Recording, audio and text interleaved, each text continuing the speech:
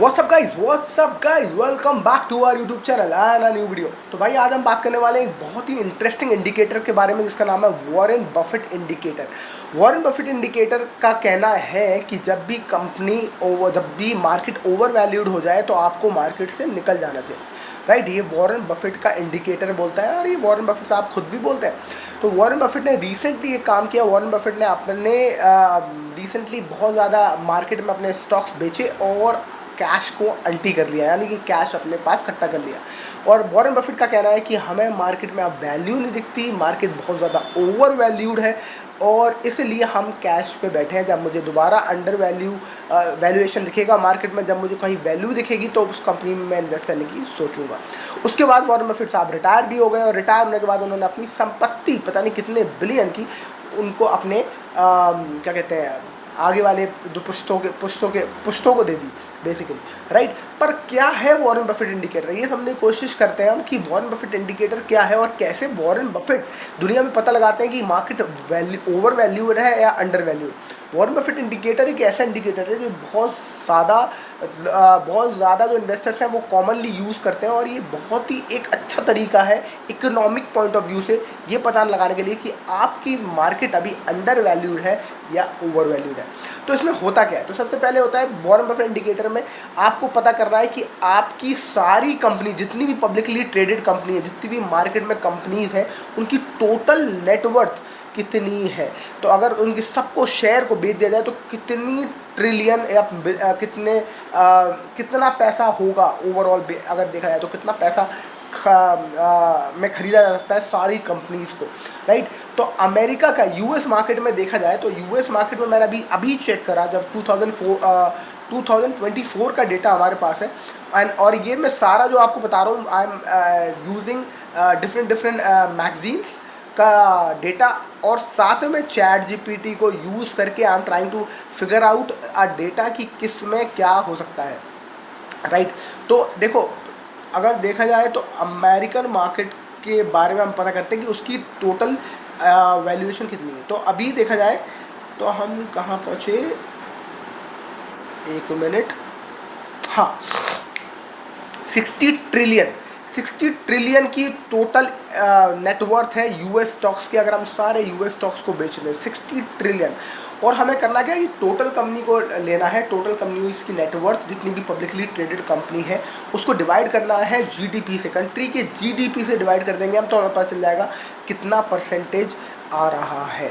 Right, तो हमें क्या करना है, ये पता लगाना है। अब दूसरी चीज़, तो ये तो समझ में आ गया कि 60 ट्रिलियन है अगर अमेरिका की सारी कंपनीज को बेच दिया जाए, जो कंपनी पब्लिकली ट्रेड कर रही हैं स्टॉक मार्केट में, वो 60 ट्रिलियन की नेटवर्थ है। पर जीडीपी कितनी है, जीडीपी के लिए मैंने पूछा चैट जीपीटी से कितनी जीडीपी है, तो उसने बताया 29 ट्रिलियन की जीडीपी है। तो 60 ट्रिलियन डिवाइडेड बाय 29 ट्रिलियन मतलब कि net worth of all the companies, उसके divided by GDP of the country. तो 60 trillion divided by 29 which is 204.5% आ रहा है, जो हमारा जो फिगर आ रहा है।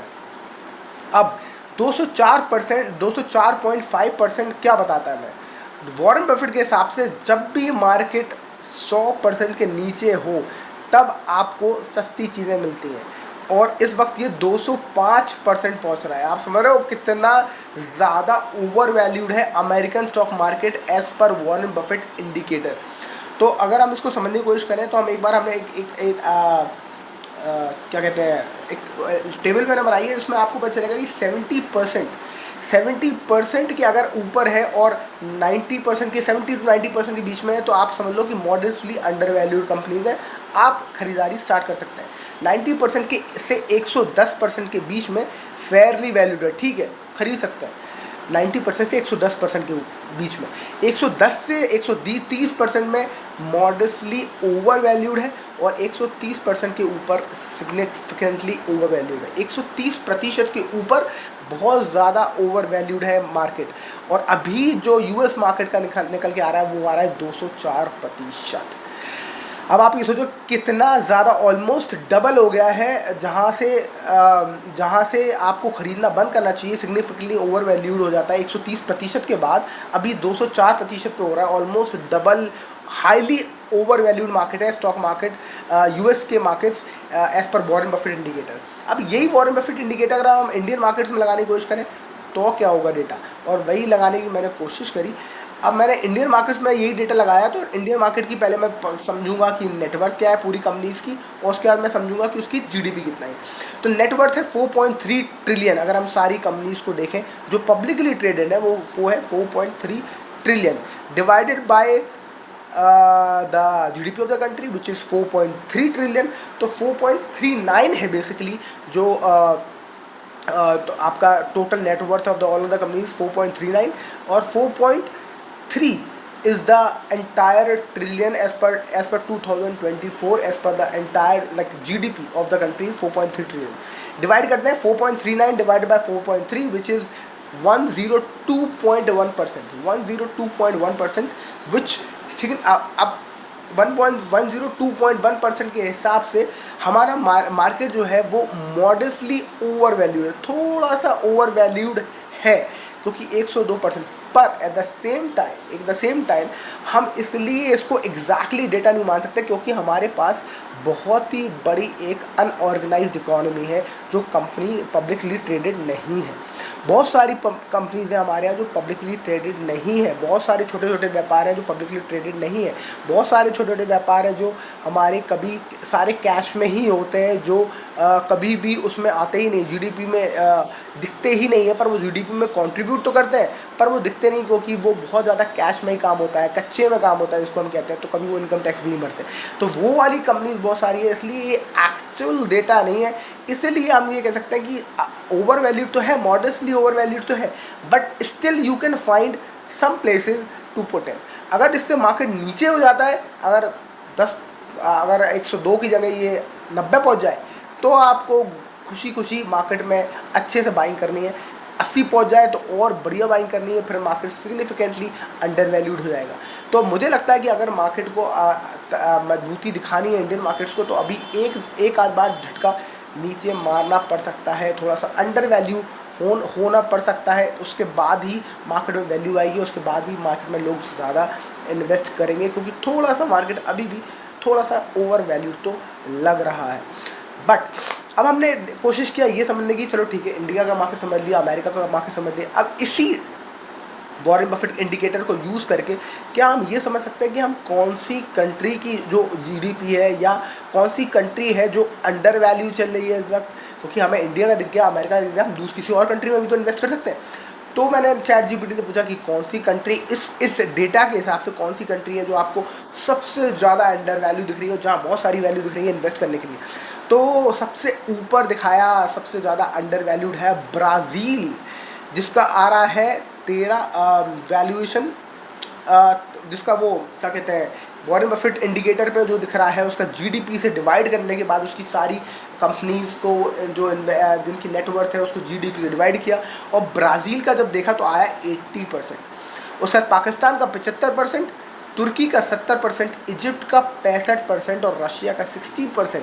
यानी कि रशिया बहुत ज़्यादा अंडर वैल्यूड है। अगर आप इन्वेस्ट करना चाहते हो Russia can be a country इस टाइम पे टू इन्वेस्ट, मतलब कि हो सकता है क्यों, बिकॉज वॉर रशिया का मार्केट बहुत ज़्यादा अंडर वैल्यूएशन में चला गया, मोड में चला गया, और this can be a very good opportunity. अगर आप रशिया के इंडेक्स में भी इन्वेस्ट कर दें तो this can be a very good opportunity for you. अब आप कैसे करोगे उसके बारे में हम बात करते हैं आगे। इजिप्ट का है, इजिप्ट में 65%, वहाँ आप इन्वेस्ट कर सकते हो। तुर्की का 70%, वहाँ आप इन्वेस्ट कर सकते हो। पाकिस्तान 75%, वहाँ करके इन्वेस्ट करके क्या ही करोगे, राइट। तो अगर आप देखा जाए तो टोटल 75, 70 रशिया, इजिप्ट और तुर्की मुझे 3 कंट्री बहुत बढ़िया लगे इन्वेस्ट करने के लिए, जो कि 60, 70, 75 के लपेटे में घूम रही है। इनका मार्केट का वैल्यूएशन जो परसेंटेज हमने निकाला as per Warren Buffett indicator. अब मैंने क्या किया, मैंने सोचा कि मैं कैसे इन्वेस्ट कर सकता हूँ, तो मैंने तुर्की के मार्केट में इन्वेस्ट करने के लिए, इंडेक्स में इन्वेस्ट करने के लिए मैं गया तुर्की की मार्केट। अब तुर्की की मार्केट में बहुत सारे इंडिया के जो ब्रोकर्स हैं उसके वो आपको अलाउ नहीं करते कि आप तुर्की की मार्केट में इन्वेस्ट करो। आप चाइना की मार्केट में इन्वेस्ट कर सकते हो थ्रू ETF, आप अमेरिका की मार्केट में इन्वेस्ट कर सकते हो थ्रू ETF, पर तुर्की की मार्केट का, रशिया की मार्केट का इन्वेस्ट आप नहीं कर सकते, क्योंकि ऐसा कोई ETF बना नहीं है अभी तक, तो लॉन्च नहीं हुआ। पर this is a very good opportunity उन लोगों के लिए जो ETF बनाना चाहते हैं। तो वो उनको रशिया और तुर्की का ETF बनाना चाहिए, या जो रशिया और तुर्की के मार्केट को रिस्पॉन्ड करे उनका ETF बनना चाहिए, क्योंकि अब लोगों को ज़्यादा नॉलेज आ गई है इस तरीके से इन्वेस्ट करने की, जिससे कि वो लोग अपना पैसा डाइवर्सिफाई कर पाए दूसरी कंट्रीज़ की तरफ भी। अब देखा जाए तो मैंने तुर्की में इन्वेस्ट किया। तुर्की में इन्वेस्ट कैसे किया मैंने इंडी मनी ऐप से गया। इंडी मनी ऐप से आप यूएस के स्टॉक्स में इन्वेस्ट कर सकते हो, तो यूएस का मार्केट आपके लिए खुल जाता है इंडी मनी ऐप के थ्रू। पहले आपको डॉलर खरीदने होते हैं और डॉलर के बाद आप इन्वेस्ट कर सकते हो उसमें। तो मैंने इंडी मनी ऐप में डॉलर खरीदा, डॉलर के थ्रू मैं गया वहाँ, तो मुझे तुर्की का इंडेक्स दिख गया, विच इज़ MSCI तुर्की। अगर आप सर्च करोगे इंडी मनी में तो आपको मिल जाएगा। तो MSCI तुर्की, और वो ब्रैकेट में उसे शॉर्ट फॉर्म में होता है TUR, तो ये उसका शॉर्ट फॉर्म है। तो आपको वो मिल जाएगा और आप उसमें इन्वेस्ट कर सकते हो तुर्की के मार्केट में, क्योंकि तुर्की का मार्केट बहुत ज़्यादा अंडर वैल्यू दिख रहा है इस वक्त। तो अगर आप ऐसे भी सोचो कि अगर आप क्यों मतलब why not we should think global, तो अगर हम ग्लोबली सोचना चाहें और हम सोचना चाहें कि हम उस कंट्री में जाते हैं ना जो सबसे सस्ती मिल रही है, अभी सस्ते दामों पे मिल रही है, उसको खरीदते हैं। जब उसका जो थोड़ा सा वो अच्छी खासी वैल्यूएशन पे आ जाएगी, फिर दूसरी कंट्री में चले जाएंगे जो अंडर वैल्यूड है। तो अगर हम ऐसा अपने पैसे को रोटेट करें तो वो ज़्यादा बेहतर नहीं है, क्योंकि हमेशा पूरी दुनिया में कहीं ना कहीं एक बुल रन चल रहा होता है और कहीं ना कहीं एक बियर फेस चल रहा होता है। हमें लगता है कि बुल रन चल रहा है तो पूरी दुनिया का चल रहा है, ऐसा नहीं है। बुल रन जब चल रहा होता तो कहीं ना कहीं किसी कंट्री में ज़रूर बुल रन चल रहा होता है और कहीं ना कहीं बियर फेस चल रहा होता है। तो American market significantly over value दिखते हैं वॉरेन बफेट इंडिकेटर के थ्रू। तो मुझे लगता है बहुत सारा पैसा अमेरिका से निकल के दूसरी कंट्रीज़ में जाएगा, लोग इन्वेस्ट करेंगे। और इस तरीके से अगर आप भी अपना पैसा रोटेट कर पाएँ और अगर इन्वेस्ट कर पाएँ दूसरी कंट्रीज़ में with the help of Warren Buffett indicator, that this knowledge will be very very helpful to you. So that's it for this video. I hope Warren Buffett indicator आपको थोड़ा बहुत अच्छे समझ में आया हो। थोड़ा सा रिसर्च अपने आप खुद करिए और आपको मज़ा आएगा इसको समझने में। आपको ये भी समझ में आएगा कि कैसे you can think more globally sitting in India. That's it for this video. I will see you in the next video. Thank you so much for watching. Bye bye.